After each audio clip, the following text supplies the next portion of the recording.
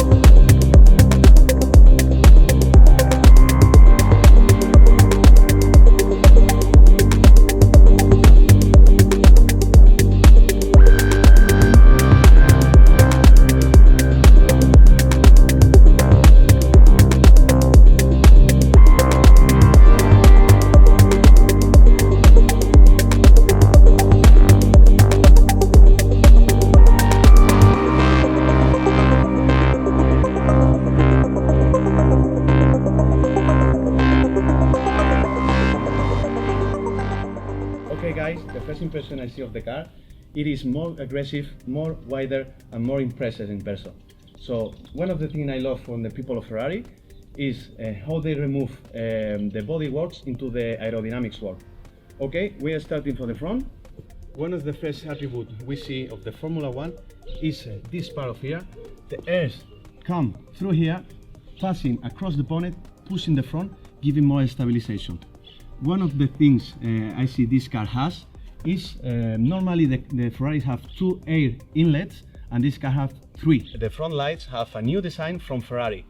If we continue for the side, we can see how the cabin is more forward for the center, reducing the front, and that is because the engine is in the center, giving more stability to the car. 2 more air inlets for the cooling system and the engine. And if we continue from here, this is the most important part of the car, because the rims and the brakes is a collaboration with Brembo, reducing the 25 degrees when you're braking, increasing the performance. So if we continue for the back, this is my favorite part of the Ferrari. You can see through the glass the engine, and this is the part that different between the SF90 Stradale and the Assetto Fiorano. When you pass a limit, this goes down or goes up if you need more stabilization. It's amazing. One of the aerodynamics part I see here too is the hot air pass for here through here, exposing all the hot air. It's amazing.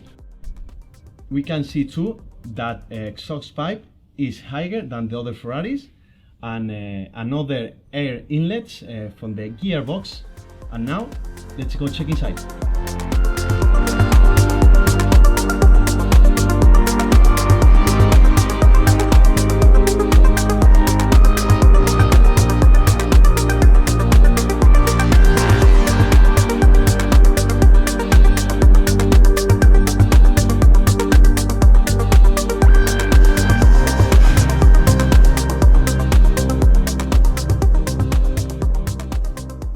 We are going to start with the steering wheel, and as you can see, it's very clean.